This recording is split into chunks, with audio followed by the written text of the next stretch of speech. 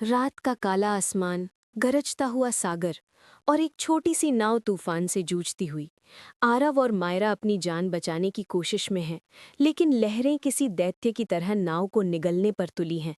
अचानक एक जोरदार बिजली चमकती है और नाव उलट जाती है। चारों ओर सिर्फ पानी, चीख और अंधेरा। सब कुछ एक पल में खामोश हो जाता है। सुबह की पहली किरण, आरव की आंखें खुलती हैं। वो रेत पर पड़ा है, थका हुआ, टूटा हुआ। चारों तरफ बस समंदर और कहीं दूर मायरा बेहोश पड़ी है। आरव लड़खड़ाते हुए मायरा की ओर दौड़ता है, उसे पानी पिलाता है। और जब मायरा होश में आती है, दोनों को एहसास होता है वो किसी अनजान द्वीप पर फंसे हैं। डर के बावजूद दोनों हिम्मत नहीं हारते।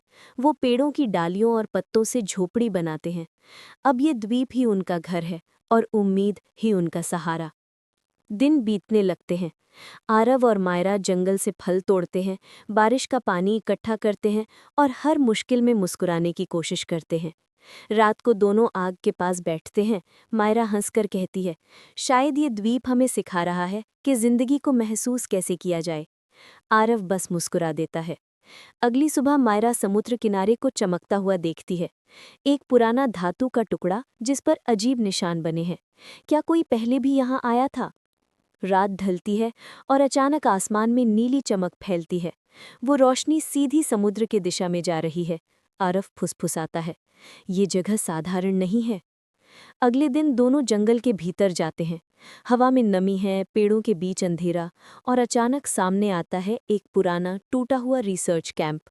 टेबल पर धूल जमी है, चारों तरफ जंग लगी चीजें, और एक नोट पर लिखा है कि कोई यहाँ से कभी नहीं गया। दोनों की रूह कांप उठती है। दिन बीतते हैं और मायरा बीमार पड़ जाती है। आरव झोपड़ी के अंदर उसकी देखभाल करता है। वो कहती है, अगर मैं बच गई तो वादा करो, ये कहानी दुनिया को सुनाओगे। अचानक आसमान में एक हेलीकॉप्टर की आवाज गूंजती है। आरव आग जलाकर कपड़ा हिलाता है, यहाँ यहाँ नीचे। लेकिन हेलीकॉप्टर दूर चला जाता है। उम्मीद फिर से टूट जाती है।